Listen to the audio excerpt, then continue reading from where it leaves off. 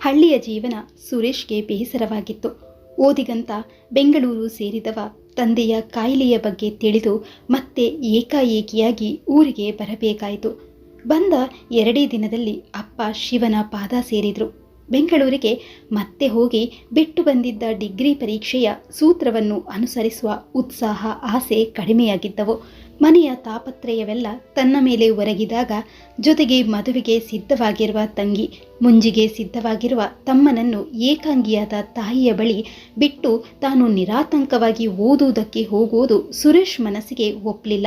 ಕೈಗೆ ಬಂದ ತಂದೆಯ ಜೀವ ವಿಮಾ ಹಣವನ್ನು ವಿದ್ಯೆಯ ನೆವದಲ್ಲಿ ಹಾಳು ಮಾಡಲು ಅವನ ಅಂತಃಕರಣ ಒಪ್ಪದಾಯಿತು. 7ನೇ ಕ್ಲಾಸ್ ಮುಗಿದ ನಂತರ ಬೆಂಗಳೂರಿಗೆ ಸೇರಿದವ ಎಷ್ಟು ವರ್ಷಗಳ ನಂತರ ಮತ್ತೆ ತನ್ನ ಊರಿನಲ್ಲಿಯೇ ನೆಲೆಸಲು ಬಂದಿದ್ದ. ಮೊದಲ ಕೆಲವು ದಿವಸ ಅಲ್ಲಿನ ವಾತಾವರಣ ಒಗ್ಗದೆ ಹಿಂಸೆ ಕೊಟ್ಟಿದ್ದರೂ ಕ್ರಮೇಣ ಅದನ್ನೇ ಹೊಂದಿಸಿಕೊಂಡು ಆದಷ್ಟು ಸಂತೋಷವಾಗಿರುವುದಕ್ಕೆ ಪ್ರಯತ್ನಿಸಿದ್ದ. ಜೊತೆಗೆ ತನ್ನ ತಾಯಿಯ ದುಃಖವನ್ನು ತಕ್ಕ ಮಟ್ಟಿಗಾದರೂ ತನ್ನ ಪ್ರೇಮದಿಂದ ಉಪಶಮನ ಮಾಡುವುದಕ್ಕೆ ಸಾಧ್ಯ ಎಂಬ ಸಮಾಧಾನವು ಅವನ ಮನಸ್ಸನ್ನು ಹಗುರ ಮಾಡಿತ್ತು. ಆದರೆ ತನ್ನ ಕಾಲೇಜಿನ ದಿನಗಳು ನೆನಪಾದಾಗ ಮನಸ್ಸು ಭಾರವಾಗುತ್ತಿತ್ತು. ಅದರಲ್ಲಿಯೂ ತನ್ನ ಕೆಲವು ಗೆಳೆಯರನ್ನು ಜ್ಞಾಪಿಸಿಕೊಂಡಾಗಲಂತೂ ಸುರೇಶ್ನ ದುಃಖ ಇಮ್ಮಡಿಯಾಗ್ತಾ ಇತ್ತು. ಆಗಾಗ ಅವರನ್ನು ತನ್ನ ಗ್ರಾಮಕ್ಕೆ ಬರಮಾಡಿಕೊಂಡು ಉಪಚರಿಸಿ ಕಳುಹಿಸುತ್ತಿದ್ದ. ಅದರಲ್ಲಿಯೂ ತನ್ನ ಏಕಮಾತ್ರ ಆಪ್ತ ಗೆಳೆಯ ಶೇಖರ್ ಊರಿಗೆ ಬರ್ತಾನೆ ಎಂದು ಕಾಗದ ಬರೆದ್ಬಿಟ್ರಂತೂ ಭೂಮಿ ಆಕಾಶಗಳು ಸುರೇಶ್ಗೆ ಒಂದಾಗಿ ಬಿಡ್ತಾ ಇತ್ತು. 7ನೇ ಕ್ಲಾಸಿನಿಂದಲೇ ಅವರಿಬ್ಬರು ಬೆಂಗಳೂರಿನ ಶಾಲೆಯಲ್ಲಿ ಜೊತೆಯಾಗಿ ಓದ್ತಾ ಇದ್ದಿರಲ್ಲದೆ ಹಾಸ್ಟೆಲ್ನ ಒಂದೇ ರೂಮ್ನಲ್ಲಿ ನೆಲೆಸಿದ್ರು. ಓದುವ ವಿಷಯದಲ್ಲೇ ಆಗಲಿ ಅಥವಾ ಬೇರೆ ಯಾವುದೇ ವಿಷಯದಲ್ಲಾದರೂ ಏನಾದರೂ ಸಮಸ್ಯೆ ಒದಗಿದ್ರೆ ಅದನ್ನು ಶೇಖರ್ ಕ್ಷಣ ಮಾತ್ರದಲ್ಲಿ ಪರಿಹರಿಸಬಲ್ಲ ಎಂಬ ಧೈರ್ಯ ಸುರೇಶ್ನ ಹೃದಯದಲ್ಲಿ ಆಳವಾಗಿ ನೆಟ್ಟು ಹೋಗಿತ್ತು. ಆ ಗೆಳೆಯರಿಬ್ಬರ ಜೀವನ ಒಂದಾಗಿ ಬಡತನ ಸಿರಿತನಗಳ ಗಣನೆ ಇಲ್ಲದೆ ಒಂದು ಹಕ್ಕಿಯ 2 ರೆಕ್ಕೆಗಳಂತೆ ಸಾಗುತ್ತಿತ್ತು. ಸುರೇಶ್ ಊರಿಗೆ ಬಂದ ನಂತರ ಬೇರೆ ಎಲ್ಲ ಸ್ನೇಹಿತರು ಅಲ್ಲಿಗೆ ಬಂದು ಹೋಗಿದ್ದರು. ಆದರೆ ಜೀವದ ಗೆಳೆಯ ಮಾತ್ರ ಈವರೆಗೆ ಆ ಗ್ರಾಮಕ್ಕೆ ಕಾಲಿಟ್ಟಿರಲಿಲ್ಲ. ಯಾವುದಾದ್ರೂ ನೆಪ ಹೇಳಿ ತಪ್ಪಿಸ್ಕೊಳ್ತಾ ಇದ್ದ. ಆದರೆ ಈ ಸಲ ಬೇಸಿಗೆಯ ರಜೆಗೆ ಖಂಡಿತ ಊರಿಗೆ ಬರುವುದಾಗಿ ಬರೆದಿದ್ದ. ಯಾವಾಗ ಅವನ ಬರುವಿಕೆಯ ಪತ್ರ ಸುರೇಶ್ನ ಕೈ ತಲುಪಿತು ಅಂದು ಕುಣಿದು ಕುಪ್ಪಳಿಸಿದ. ಆ ಕಾಗದವನ್ನು ಎಷ್ಟು ಬಾರಿ ಓದಿಕೊಂಡರೂ ಸುರೇಶ್ಗೆ ಸಮಾಧಾನವಿಲ್ಲ. ಶೇಖರ್ ಬರುವ ದಿನಗಳು ಹತ್ತಿರವಾದಾಗೆಲ್ಲ ಸುರೇಶ್ನ ಉದ್ವೇಗ ಹೆಚ್ಚುತ್ತಾ ಬಂದಿತ್ತು. ತನ್ನ ಕೋಣೆಯನ್ನು ಗೆಳೆಯನಿಗಾಗಿ ಸಿಂಗಾರ ಮಾಡಿದ್ದ.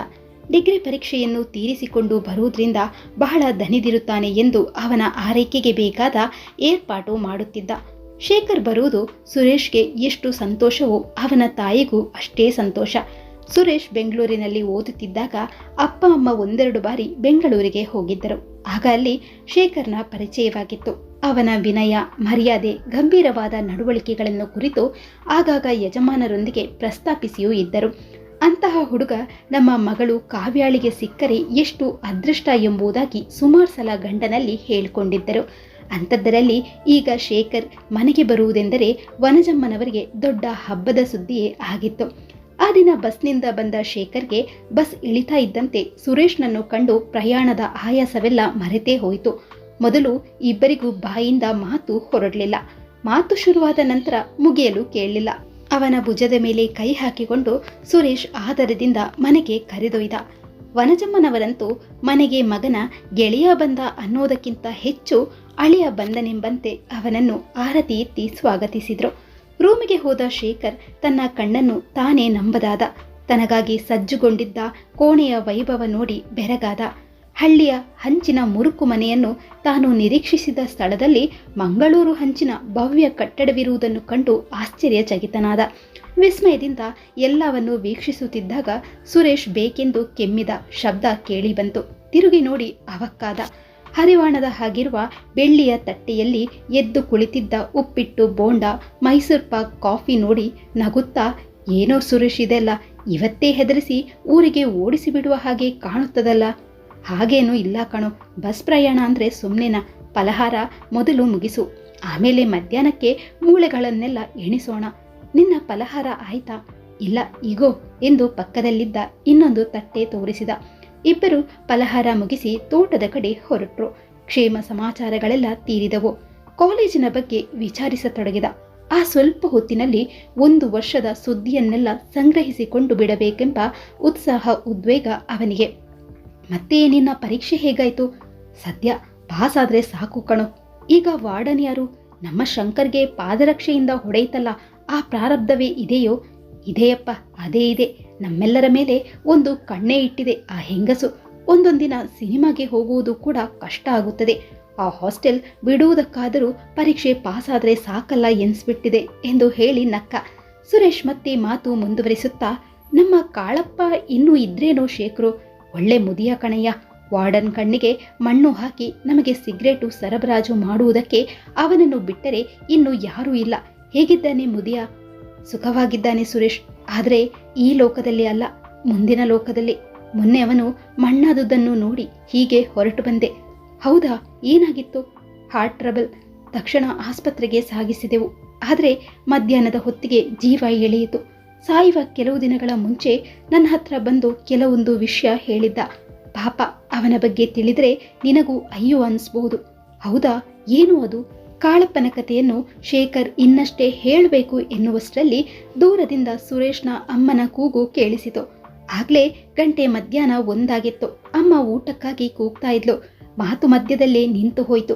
ಮನೆಗೆ ಹೋಗಿ ಊಟಕ್ಕೆ ಕೂತಾಗ ವನಜಮ್ಮನವರು ಬಗೆ ಬಗೆಯ ಭೋಜನವನ್ನು ಮಕ್ಕಳಿಗೆ ಬಡಿಸಿದ್ರು. ಮಾರನೇ ದಿನ ಬೆಳಿಗ್ಗೆ ಎದ್ದ ಕೂಡಲೇ ಮೊದಲು ಶೇಖರ್ನ ಕಣ್ಣಿಗೆ ಬಿದ್ದದ್ದು ಅಂಗಳದಲ್ಲಿದ್ದ ತುಳಸಿ ಕಟ್ಟೆ. ಪಕ್ಕದಲ್ಲಿದ್ದ ಸ್ನಾನದ ಕೋಣೆಗೆ ಹೋಗಿ ಮುಖ ತೊಳೆದು ಬಂದು ಕಾಫಿಗೆ ಕಾಯುತ್ತಾ ಕುಳಿತ. ಕಣ್ಣು ಹಾಗೆಯೇ ತುಳಸಿ ಕಟ್ಟೆಯ ಕಡೆಗೆ ಹೊರಳಿತು. ಅನನ್ಯ ಭಕ್ತಿಯಿಂದ ತುಳಸಿ ದೇವಿಯನ್ನು ಪೂಜಿಸುತ್ತಾ ಪ್ರದಕ್ಷಿಣೆ ನಮಸ್ಕಾರ ಹಾಕುತ್ತಿದ್ದ ಮುತ್ತೈದೆಯೊಬ್ಬರನ್ನು ಕಂಡ. ಆಕೆಗೆ ಸರಿಸುಮಾರು 60ರಿಂದ 65 ವರ್ಷ ಆಗಿರಬಹುದು. ಮುಖದಲ್ಲಿ ದೊಡ್ಡದಾದ ಅಡ್ಡ ಕುಂಕುಮ, ಕೆನ್ನೆ ತುಂಬ ಅರಶಿನ, ಕಿವಿಯಲ್ಲಿ ವಾಲೆ ಬಾವಲಿಗಳು, ಕೈತುಂಬ ಕೆಂಪು ಹಸಿರು ಬಳೆಗಳು, ಹುಣ್ಣಿಮೆಯ ಬೆಳದಿಂಗಳಂತೆ ಬೆಳಕುಗೊಂಡಿದ್ದ ನರೆತ ಕೂದಲಿನ ತಲೆ. ಈಕೆ ಯಾರಿರಬಹುದು ಎಂದು ಪ್ರಶ್ನಿಸಿಕೊಂಡ. ಆಕೆಯ ಪೂಜೆಯನ್ನೇ ನೋಡುತ್ತಾ ಕುಳಿತ. ಕಾಫಿ ಬಂದು ಶೇಖರ್ನ ತಾಪತ್ರೆಯ ತುಸು ಪರಿಹಾರ ಮಾಡಿತು. ಮುದುಕಿಯ ಪೂಜೆಯನ್ನು ನೋಡುವುದರಲ್ಲಿ ಮಗ್ನವಾಗಿ ಕುಳಿತಿದ್ದ ಶೇಖರ್ನನ್ನು ಕೆಣಕಿದ ಸುರೇಶ್, ಏನೋ ಶೇಖರು, ಬಹಳ ಭಕ್ತಿಯಿಂದ ನೋಡುತ್ತಾ ಕುಳಿತು ಬಿಟ್ಟಿಯಲ್ಲ, ನಿನಗೂ ತುಳಸಿ ಪೂಜೆ ಮಾಡಬೇಕು ಅನಿಸ್ತಿದೆಯೇನೋ? ಯಾಕೆ ಮಾಡಬಾರ್ದು? ತಪ್ಪೇನು? ದೇವರನ್ನು ಸ್ತ್ರೀ ಎಂದು ಭಾವಿಸಿ ಪೂಜಿಸಿದ ಹಾಗಾಗುತ್ತೆ. ಹೌದು ಹೌದು, ವೈಜ್ಞಾನಿಕರು ಈಚೆಗೆ ಬಹಳ ಭಕ್ತರಾಗಿ ಬಿಟ್ಟಿದ್ದೀರಿ ಎಂದು ಹೇಳಿ ಸುರೇಶ್ ಗಹಗಹಿಸಿ ನಕ್ಕ. ನಕ್ಕಿದ್ದು ಸಾಕು ಸುರೇಶ್, ಈಕೆ ಯಾರು? ನೀನೇ ಕಂಡಿರುವೆ ಇಲ್ಲ. ಒಬ್ಬ ಮಹಾಭಕ್ತಳು. ಪೂರ್ವಜನ್ಮದಲ್ಲಿ ಸಾವಿತ್ರಿಯೋ ಮಹಾಶ್ವೇತೆಯೋ ಆಗಿ ಶಾಪಗ್ರಸ್ತಳಾಗಿ ಈಗ ಮುದುಕಿಯಾಗಿರುವ ದೇವಕನ್ಯೆ. ಹಾಸ್ಯ ಸಾಕು, ಸರಿಯಾಗಿ ಹೇಳು, ಈಕೆ ಯಾರು? ಈಕೆಯದ್ದು ಒಂದು ದೊಡ್ಡ ಕತೆ ಶೇಖರು. 25 ವರ್ಷಗಳಿಂದ ನಮ್ಮ ಮನೆಯಲ್ಲಿ ಕೆಲಸ ಮಾಡಿಕೊಂಡು ಇದ್ದಾರೆ. ಹೆಚ್ಚು ಕಡಿಮೆ ನಮ್ಮ ಮನೆಯವರ ಹಾಗೆ ಇದ್ದಾರೆ. ನಮ್ಮ ತಾಯಿಗಂತೂ ಅಚ್ಚುಮೆಚ್ಚು. ಹಳ್ಳಿಯ ಹಾಡುಗಳು, ಲಾವಣಿಗಳು, ಹಳ್ಳಿಯ ಕತೆಗಳು ನಿನಗೆ ಬೇಕಾದ್ರೆ ನಮ್ಮ ಯಮುನವ್ವನ ಹತ್ರನೇ ಬರಬೇಕು ನೋಡು. ಕೋಲಾರದ ಗಣಿಯಲ್ಲಿ ಅಷ್ಟು ಬಂಗಾರವಿದೆಯೋ ಇಲ್ವೋ, ಆದರೆ ನಮ್ಮ ಯಮುನವ್ವನ ಹತ್ರ ಲೆಕ್ಕವಿಲ್ಲದಷ್ಟು ಇದೆ. ದೊಡ್ಡ ಕತೆ ಎಂದು ಹೇಳಿದೆಯಲ್ಲ, ಕತೆಯನ್ನೇ ಹೇಳಲಿಲ್ಲ. ನಾನು ಹೇಳಿದರೆ ಅಷ್ಟೊಂದು ಸ್ವಾರಸ್ಯವಿಲ್ಲ. ಮಧ್ಯಾಹ್ನಕ್ಕೋ ಸಂಜೆಗೋ ಯಮುನವ್ವನನ್ನೇ ಕೂಡಿಸಿಕೊಂಡು ಆಕೆಯ ಬಾಯಲ್ಲಿಯೇ ಕೇಳೋಣ. ಆಯಿತು ಎಂದು ಶೇಖರ್ ತೆಪ್ಪಗಾದ. ಆ ದಿನವನ್ನು ಶೇಖರ್ ಹೇಗೆ ಕಳೆದ್ನೋ ಅವನೇ ಬಲ್ಲ. ಎಷ್ಟು ಹೊತ್ತಿಗೆ ಸಂಜೆಯಾದಿತು, ಎಷ್ಟು ಹೊತ್ತಿಗೆ ಯಮುನವ್ವನ ಕತೆ ಕೇಳೇನು ಎಂಬ ಹಂಬಲದಲ್ಲಿ ಮಧ್ಯಾಹ್ನ ಬಡಿಸಿದ್ದ ತನಗೆ ಪ್ರಿಯವಾದ ಬೂದುಗುಂಬಳಕಾಯಿ ಮಜ್ಜಿಗೆ ಹುಳಿಯ ಹೋಳುಗಳನ್ನೆಲ್ಲ ಚೆಲ್ಲಿಬಿಟ್ಟಿದ್ದನು. ಮನಸ್ಸಿನ ಆ ಉದ್ವೇಗದಲ್ಲಿ ಅವನಿಗೆ ಏನು ಬೇಡವಾಗಿ ಬಿಟ್ಟಿತ್ತು. ಬೇಗ ಅಸ್ತಮಿಸಬಾರದೆ ಎಂದು ಸೂರ್ಯನನ್ನು ನೋಡಿ ಎಷ್ಟು ಸಲ ಶಾಪ ಹಾಕಿದ್ನೋ, ಅಂತೂ ಕೊನೆಗೆ ಶೇಖರ್ನ ಶಾಪಕ್ಕೆ ಹೆದರಿದಂತೆ ಸೂರ್ಯದೇವನು ಅಸ್ತಮಿಸಿದನು. ರಾತ್ರಿಯ ಊಟ ಮುಗಿಯಿತು. ಕೈ ತೊಳಿತಾ ಇದ್ದಾಗ ಶೇಖರ್ ಸುರೇಶ್ನ ಕಡೆ ನೋಡಿ, ಏನಪ್ಪ ಈಗ್ಲಾದ್ರೂ ಹೇಳಿಸ್ತೀಯೋ ಇಲ್ವೋ? ಹೇಳ್ಸೋಣ ತಡಿಯಯ್ಯ, ಮುದುಕಿ ಸ್ವಲ್ಪ ಊಟ ಮಾಡಿ ಬರಲಿ. ಅದೇನು ಅಷ್ಟು ಅವಸರ ನಿನಗೆ ಆ ಮುದುಕಿಯ ಕತೆ ಕೇಳಲು? ಹಾಗೇನಿಲ್ಲ, ಸುಮ್ಮನೆ ಕೇಳಬೇಕು ಅನಿಸ್ತು ಅಷ್ಟೇ, ಮತ್ತೆ ಕಾಯಬೇಕಲ್ಲ ಎಂದು ತಳಮಳಗೊಂಡನು. ಕಂಡವರ ಕತೆ ಕೇಳುವುದಕ್ಕೆ ನನಗ್ಯಾಕೆ ಇಷ್ಟು ಉತ್ಸಾಹ ಎಂದು ತನ್ನನ್ನೇ ಹಳಿದುಕೊಂಡನು. ಸುರೇಶ್ ಮೆಲ್ಲನೆ ಬಂದು ಶಂಕ್ರು ಎಂದ. ಆಗ್ಲೇ ಎಚ್ಚರ. ಅವನು ಹೋಗೋಣವೋ ಎಂದನು. ಇಬ್ಬರು ಎದ್ದು ಯಮುನವ್ವನ ಬಿಡಾರದ ಕಡೆ ನಡೆದರು. ಮನೆಯ ಹಿಂದೆ ಹಸು ಕರುಗಳನ್ನು ಕಟ್ಟುತ್ತಿದ್ದ ಕೊಟ್ಟಿಗೆಯ ಪಕ್ಕದಲ್ಲಿ ಹುಲ್ಲಿನ ಕೊಟ್ಟಿಗೆ. ಅದನ್ನೇ ಒಂದು ತೆಳ್ಳನೆಯ ಗೋಡೆಯಿಂದ ವಿಭಾಗಿಸಿ ಒಂದು ಭಾಗವನ್ನು ಯಮುನವ್ವನವರೆಗೆ ಬಿಟ್ಟುಕೊಟ್ಟಿದ್ದರು. ಅವಳಿಗೆ ರಾಯರ ಮನೆಯಲ್ಲಿ ಊಟ ಕಳೆದು ಹೋಗುತ್ತಿದ್ದರಿಂದ ಅಡಿಗೆಯ ಯೋಚನೆ ಇರಲಿಲ್ಲ. ಶೇಖರ್ ಸುರೇಶ್ ಮೆಲ್ಲನೆ ಒಳಗೆ ಹೋದಾಗ ರಾಮನಾಮವನ್ನು ಹೇಳಿಕೊಳ್ಳುತ್ತಾ ಕುಳಿತಿದ್ದಳು. ಸುರೇಶ್ ಮೆಲ್ಲನೆ, ಏನ್ ಯಮುನವ್ವ, ಎಷ್ಟು ಸಲ ಹೇಳುತ್ತಿ ಆ ರಾಮನಾಮ, ನಿನಗೆ ಬೇಜಾರೇ ಆಗದಿರುವುದು ಹೆಚ್ಚು ನೋಡು ಎಂದು ಆರಂಭಿಸಿದನು. ಯಮುನವ್ವ ಕತ್ತೆತ್ತಿ ನೋಡಿ ಸುರೇಶ್ನೊಂದಿಗೆ ಹೊರಗಿನವರು ಯಾರೋ ಇರೋದನ್ನು ಕಂಡು ಇವರು ಯಾರ ಮಗ ಎಂದು ಕೇಳಿದಳು. ಇವ ನನ್ನ ಸ್ನೇಹಿತ, ಹೆಸರು ಶೇಖರ್. ನಿನ್ನ ನೋಡಬೇಕು ಅಂತ ಹೇಳಿದ, ಅದಕ್ಕೆ ಕರೆದುಕೊಂಡು ಬಂದೆ. ಕುಂತ್ಕೊಳ್ರಪ್ಪ ಎಂದು ಪಕ್ಕದಲ್ಲಿ ಹಾಕಿದ್ದ ಚಾಪೆಯನ್ನು ತೋರಿದರು. ಹೊರಗಿನವರು ತನ್ನನ್ನು ನೋಡಬರುವುದರ ಉದ್ದೇಶ ಯಮುನವ್ವನ ಸರಳ ಹೃದಯಕ್ಕೆ ಹರಿದಿರಲಿಲ್ಲ. ಪಕ್ಕದಲ್ಲಿ ಉರಿತಾ ಇದ್ದ ಹಣತೆಯ ದೀಪವನ್ನು ದೊಡ್ಡದು ಮಾಡುತ್ತಾ ಶೇಖರ್ನನ್ನು ಪರೀಕ್ಷಿಸಿ ನೋಡಲಾರಂಭಿಸಿದರು. ಶೇಖರ್ನ ಮುಜುಗರವನ್ನು ನೋಡಿ, ಏನು ಹಾಗೆ ನೋಡ್ತಿ ಯಮುನವ್ವ ಎಂದು ಸುರೇಶ್ ಮಾತು ತೆಗೆದನು. ಏನಿಲ್ಲಪ್ಪ, ಈ ನಿನ್ನ ಗೆಳೆಯ ಒಳ್ಳೆಯ ಮನಸ್ಸಿನವನ ಹಾಗೆ ಕಾಣ್ತಾನೆ. ನಿಮ್ಮ ಜಾತಿನೇನಾ? ಹೌದು ಯಮುನವ್ವ. ಯಾಕೆ? ನೋಡೋಕು ಸುಂದರ. ಯಾಕೆ ನಮ್ಮ ಕಾವ್ಯಮ್ಮನಿಗೆ ಕೊಟ್ಟು ಲಗ್ನ ಮಾಡಬಾರ್ದು? ಏನಪ್ಪ ಸರದಾರ, ನೀನೇನಂತಿ? ಇಬ್ಬರು ಗೆಳೆಯರು ಒಬ್ಬರ ಮುಖವನ್ನೊಬ್ಬರು ನೋಡಿಕೊಂಡು ನಕ್ಕರು. ಯಮುನವ್ವನ ಸರಳತನ ಅವರ ಮನಸ್ಸಿಗೆ ಮುಟ್ಟಿತು. ಯಮುನವ್ವ ಮಾತನ್ನು ಮುಂದುವರಿಸಿ, ನಿನ್ನ ಹೆಸರೇನಪ್ಪ? ಶೇಖರ್. ಹೆಸರು ಚಂದ ಇದೆ. ಗಂಡು ಶೇಖರ್, ಹೆಣ್ಣು ಕಾವ್ಯ. ಒಳ್ಳೆ ಜೋಡಿ. ಏನಪ್ಪ ನೀನೇನಂತಿ? ಹೇಗೂ ಇಲ್ಲಿಯ ತನಕ ಬಂದಿದ್ದೀಯ. ಬಂಗಾರದಂಥ ಹೆಣ್ಣು ಸಿಗ್ತದೆ, ಹ್ಞೂ ಅನ್ನು. ನಾಚಿಗೆ ಮಾತನಾಡಲಾಗದೆ ಮುಖದ ಮೇಲೆ ಇಳಿತಾ ಇದ್ದ ಬೆವರು ನೀರನ್ನು ಒರೆಸಿಕೊಳ್ಳುತ್ತಾ ತನ್ನ ಪರಿಸ್ಥಿತಿಯನ್ನು ಕಾಣಗೊಡದೆ ನಗುತ್ತಲಿದ್ದ ಶೇಖರ್ನ ಅವಸ್ಥೆ ನೋಡಿ ಸುರೇಶ್, ಏನ್ ಮಾತು ಬಿಡು ಯಮುನವ್ವ, ಸುಮ್ಮನೆ ಶೇಖರ್ನ ಯಾತಕ್ಕೆ ಗೋಳು ಹೊಯ್ದುಕೊಳ್ಳುತ್ತಿ? ಪಾಪ, ಅವನಿಗೆ ಹೆಣ್ಣು ಯಾರು ಅನ್ನೋದು ಗೊತ್ತಿಲ್ಲ. ಹೆಣ್ಣನ್ನು ಕಣ್ಣಿಂದ ನೋಡಿಯೂ ಇಲ್ಲ. ನೀನ್ ಸುಮ್ಮನೆ ಹೆಣ್ಣು ನೋಡ್ದಿದ್ರೆ ತೋರ್ಸು, ನಿನ್ನ ತಂಗಿ ಅಂತ ಹೇಳು. ನಮ್ಮ ಕಾವ್ಯಮ್ಮನ ನೋಡೋಕೆ 2 ಕಣ್ಣು ಸಾಲದು ಶೇಖರಪ್ಪ. ಕೈ ತೊಳ್ಕೊಂಡು ಮುಟ್ಟಬೇಕು ನನ್ನ ತಾಯಿನ. ಆ ಚಂದ, ಅದಕ್ಕೆ ತಕ್ಕ ಗುಣ, ಒಳ್ಳೆ ದೇವರಂತ ಹೆಣ್ಮಗು. ಏನೋ ಮುದಿ ಮುಂಡೆದು ಹೇಳ್ತು ಅಂತ ಬೇರೆ ಭಾವಿಸ್ಕೋಬೇಡಪ್ಪ. ಇಲ್ಲ ಯಮುನವ್ವ, ಶೇಖರ್ ಅಂದನು. ಯಮುನವ್ವ ತಂದಿಟ್ಟ ಪರಿಸ್ಥಿತಿಯು ಸುರೇಶ್ನನ್ನು ಚಕಿತನನ್ನಾಗಿ ಮಾಡಿತು. ಹೆಣ್ಣು ಕೊಡುವುದಕ್ಕೆ ತನ್ನನ್ನು ಕರೆಸಿಕೊಂಡರು ಎಂದೆಲ್ಲಿ ಶೇಖರ್ ಭಾವಿಸಿಕೊಳ್ಳುವನು ಎಂದು ಹೆದರಿದನು. ತಾನು ಹುಟ್ಟುವುದಕ್ಕೆ ಮೊದಲಿನಿಂದಲೂ ತನ್ನ ಮನೆಯ ಸೇವೆಯಲ್ಲಿ ಜೀವನವನ್ನು ಸವೆದಿದ್ದ ಯಮುನವ್ವನಿಗೆ ಎದುರು ನುಡಿಯುವಂತಿರಲಿಲ್ಲ. ಆಕೆಯನ್ನು ತನ್ನ ತಾಯಿಯಂತೆ ಪ್ರೀತಿಸಿ ಗೌರವಿಸ್ತಾ ಇದ್ದನು. ಆ ಮಾತಿರ್ಲಿ ಯಮುನವ್ವ, ಒಂದಿಷ್ಟು ಹಳ್ಳಿ ಹಾಡು ಕತೆ ಶೇಖರ್ ಕೇಳಲಿ ಎಂದು ನಾನು ಕರೆದುಕೊಂಡು ಬಂದರೆ ನೀನೇನು ಪುರಾಣ ತೆಗೆದುಬಿಟ್ಟೆಯಲ್ಲ. ಅಯ್ಯೋ, ನನಗೇನು ಬರುತ್ತಪ್ಪ ಹಳ್ಳಿ ಮುಖ. ನನ್ನ ಹಾಡು ಕೇಳಿ ನಗ್ತೀರಷ್ಟೇ. ನಂದೇ ಒಂದು ಕತೆಯಾಗಿರುವಾಗ ಇನ್ನು ಬೇರೆ ಕತೆ ಏನು ಹೇಳಲಿ? ಸರಿ, ಹಾಗಾದರೆ ನಿನ್ನ ಕತೆಯೇ ಹೇಳು. ಬಿಡು ಹುಚ್ಚಪ್ಪ ಎಂದು ಆಯ್ತು ಹೋಯ್ತು. ಅದನ್ನ ಕಟ್ಕೊಂಡು ಏನಾಗಬೇಕು ಇವಾಗ? ಇಲ್ಲ ಹೇಳು ಯಮುನವ್ವ, ನಿನ್ನ ಬಾಯಲ್ಲಿ ಹೇಳಿಸ್ತೀನಿ ಅಂತ ಬೆಳಿಗ್ಗೆ ಶೇಖರ್ಗೆ ಮಾತು ಕೊಟ್ಟಿದ್ದೇನೆ. ಒಂದು ಕ್ಷಣ ಸುಮ್ಮನಾದ್ಲು. ಹೇಳಲು ಬೇಡವೋ ಎಂದು ತುಸು ಯೋಚಿಸಿ ಕೊನೆಗೆ ಹೇಳುವುದಕ್ಕೆ ಒಪ್ಪಿದ್ಲು. ಗೆಳೆಯರಿಬ್ಬರು ಉತ್ಸಾಹಗೊಂಡು ಕಿವಿಗಳನ್ನು ಹುರುಪುಗೊಳಿಸಿ ಕುಳಿತರು. ಕೇಳು ಶೇಖರಪ್ಪ, ನೀನು ಚಿಕ್ಕೋನು, ಮುಂದೆ ಲಗ್ನ ಆಗೋನು. ಅದು ನಮ್ಮ ಕಾವ್ಯಮ್ಮನವರನ್ನೇ ಅಂತಿಟ್ಕೋ. ಗಂಡ ಹೆಂಡರ ನಡುವೆ ಎಂತೆಂಥದ್ದು ಮಾತು ಬರುತ್ತೆ. ಆಗ ಹೇಗಿರಬೇಕು ಗೊತ್ತಾ? ನನ್ನ ಕತೆ ಕೇಳೋ, ಗೊತ್ತಾಗುತ್ತೆ. 25 ವರ್ಷಗಳ ಹಿಂದಿನ ಮಾತು. ನನ್ನ ಕಾಲದಲ್ಲಿ ನಾನೊಳ್ಳೆ ಚೆಂದುಳ್ಳಿ ಹೆಣ್ಣು ಅನಿಸ್ಕೊಂಡಿದ್ದೆ. ಆದರೆ ನಮ್ಮ ಕಾವ್ಯಮ್ಮನಂಗಲ್ಲ. ತಕ್ಕ ಮಟ್ಟಿಗೆ ನಮ್ಮ ಯಜಮಾನಪ್ಪ ನನ್ನ ಚಿನ್ನ ಅಂತ ಕರಿತಾ ಇದ್ರು. ಅವರು ಹೆಂಗಿದ್ರು ಅಂತ ಹೇಳು ಯಮುನವ್ವ.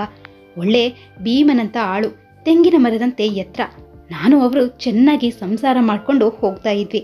ಅವರದ್ದು ತುಂಬ ಒಳ್ಳೆಯ ಮನಸ್ಸು. ಎಲ್ಲರಿಗೂ ಅವರಂದರೆ ಅಚ್ಚುಮೆಚ್ಚು. ನನ್ನ ಕಂಡ್ರೆ ಅಂತೂ ಪ್ರಾಣನೇ ಬಿಡ್ತಾ ಇದ್ರು. ನಾವೊಂದು 5-6 ವರ್ಷ ಸಂಸಾರ ಮಾಡಿದ್ವಿ. ಆದರೆ ಮಕ್ಕಳಾಗ್ಲಿಲ್ಲ. ಕೆಲಸ ಹುಡುಕೊಂಡು ಈ ಊರಿಗೆ ಬಂದ್ವಿ. ಇಲ್ಲಿ ಸುರೇಶ್ನ ಅಪ್ಪವರು ತೋಟದ ಕೆಲಸ ಕೊಟ್ಟು ಅವರ ಮನೆಯಲ್ಲಿ ಉಳಿಸಿದ್ರು. ಸಂಸಾರ ಸುಖವಾಗಿತ್ತು. ಆದರೆ ನಮ್ಮ ತೋಟದಲ್ಲಿ ಬೆಳ್ಳಿ ಅಂತ ಒಂದು ಕಮ್ಮಿ ಜಾತಿ ಹೆಣ್ಣು ದುಡಿತಾ ಇತ್ತು. ಅದರ ಅಮ್ಮನೂ ಅಲ್ಲೇ ದುಡಿತಾ ಇತ್ತು. ಆ ಬೆಳ್ಳಿಗೆ ನನ್ನ ಗಂಡನ ಮೇಲೆಯೇ ಕಣ್ಣು. ಯಾವಾಗಲೂ ಸುಮ್ಮನೆ ನಗೋದು, ಅವನೇ ದಿಟ್ಟಿಸೋದು, ಹೀಗೆ ಮಾಡ್ತಾ ಇದ್ಲು. ಒಂದಿನ ಈ ವಿಷಯಕ್ಕೆ ನಮ್ಮಿಬ್ಬರ ನಡುವೆ ಜಗಳನೇ ನಡೆದು ಹೋಯ್ತು. ನಾನಂತೂ ಸಿಡಿದು ಬಿಟ್ಟೆ ಶೇಖರಪ್ಪ. ಕಣ್ಣಲ್ಲಿ ನೀರು ತಂದ್ಕೊಂಡ್ರೆ ಹೇಗೆ ಯಮುನವ್ವ? ಮುಂದೆ ಹೇಳು. ಹೇಳ್ತೀನಿ ಕಣಪ್ಪ. ನನ್ನ ಗಂಡನ ಜೊತೆನೂ ಇದರ ಬಗ್ಗೆ ಜಗಳ ಮಾಡಿದೆ. ಅದಕ್ಕೆ ಅವನು ನನ್ನ ಕೈ ಹಿಡಿದು ದೇವರ ಮೇಲೆ ಆಣೆ ಹಾಕಿ, ಇಲ್ಲ ಯಮುನಾ, ನಿನಗೆ ಮೋಸ ಮಾಡೋಕ್ಕಿಲ್ಲ. ಆ ಕೆಟ್ಟ ಜಾತಿದು ಸುಮ್ಮನೆ ಕರೆಯುತ್ತೆ, ನನ್ನ ಜೀವ ಹೆಂಡುತ್ತೆ. ಆದರೆ ನನ್ನ ಪ್ರಾಣ ನಿನ್ನ ಬಿಟ್ಟು ಬೇರೆ ಹೋಗಕ್ಕಿಲ್ಲ.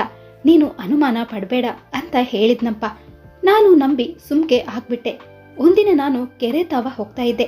ಆಗ ಆ ಬೆಳ್ಳಿ ಹಾಗೂ ನಮ್ಮ ಯಜಮಾನಪ್ಪ ಗುಸು ಗುಸು ಮಾತಾಡ್ತಾ ಇದ್ದದ್ದು ಕೇಳಿಸಿತು. ಹಂಗೆ ಮರೆಯಾಗಿ ನಿಂತೆ. ಸ್ವಲ್ಪ ಹೊತ್ತಾದ್ಮೇಲೆ ನಮ್ಮ ಯಜಮಾನಪ್ಪ ತೋಟದೊಳಕ್ಕೆ ಹೊಂಟೋದ. ಆ ಕೆಟ್ಟ ಮುಖದ್ದು ಬೆಳ್ಳಿ ನನ್ನೆದುರಿಗೆ ಬಂತು. ನನ್ನ ಮುಖ ನೋಡಿ ಗೇಲಿ ಮಾಡುವ ಹಾಗೆ ನಕ್ಲು. ಮೊದಲೇ ನನಗೆ ರೇಗಿತ್ತು, ಈಗ ಇನ್ನೂ ರೇಗ್ತು. ಸಿಟ್ಟಲ್ಲಿ ಅವಳ ಮೇಲೆ ಬಿದ್ದು ಕಚ್ಚಿ ಪರಚಿ ರಂಪ ಮಾಡಿಬಿಟ್ಟೆ. ಆ ಬೆಳ್ಳಿ ಕೂಗಿಗೆ ಯಜಮಾನಪ್ಪ ತೋಟದಿಂದ ಓಡಿ ಬಂದು ಬಿಡಿಸಿ ಅವಳ ಅವಸ್ಥೆ ನೋಡಿ ಕಣ್ಣಾಗೆ ನೀರು ಹಾಕ್ಕೊಂಡ್ರು. ನನ್ನ ನೋಡಿ ಹಿಂಗೇನ ಮಾಡೋದು ಯಮುನಾ ಅಂತ ಗದರಿಸಿದ. ನನಗೆ ಸಿಟ್ಟು ನೆತ್ತಿಗೇರಿತು. ಬಾಯಿಗೆ ಬಂದ ಹಾಗೆ ಅಂದ್ಬಿಟ್ಟೆ ಶೇಖರಪ್ಪ. ನನ್ನ ಯಜಮಾನ ಎಲ್ಲ ಕೇಳ್ಕೊಂಡು ತೊಟಿಕ್ ಪಿಟಿಕ್ ಅನ್ನದೆ ಹಂಗೆ ನಿಂತಿದ್ರು.